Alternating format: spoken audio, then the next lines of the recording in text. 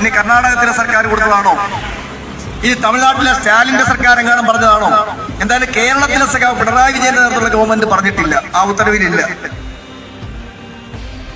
അപ്പൊ പറഞ്ഞ് ഇടതുപക്ഷ മുന്നണിയുടെ ഇളമാട് പഞ്ചായത്തിലെ പഞ്ചായത്ത് മെമ്പർമാർ പറഞ്ഞു, മര്യാദയ്ക്ക് ഈ പാവപ്പെട്ട ഗുണഭോക്താക്കൾക്ക് ഈ അവസാന ഗഡു കൊടുക്കുക. അങ്ങനെയാണ് ബ്ലോക്ക് പഞ്ചായത്തിൽ നടക്കം പഞ്ചായത്ത് സെക്രട്ടറി അടക്കം ഇടപെട്ടിട്ടാണ് ഈ അവസാന ഗഡു കൊടുക്കുന്നത്. ഇത് ഈ പഞ്ചായത്ത് ഓഫീസിലെ ചില ആളുകൾ ആസൂത്രണം ചെയ്യുന്ന ചില പദ്ധതികളാണ്. തൊഴിലുറപ്പ് പദ്ധതി കേന്ദ്രത്തിലെ ഗവൺമെന്റ് ഒന്നൊന്നായി തകർത്തുകൊണ്ടേയിരിക്കുകയാണ്. തൊഴിലുറപ്പ് പദ്ധതി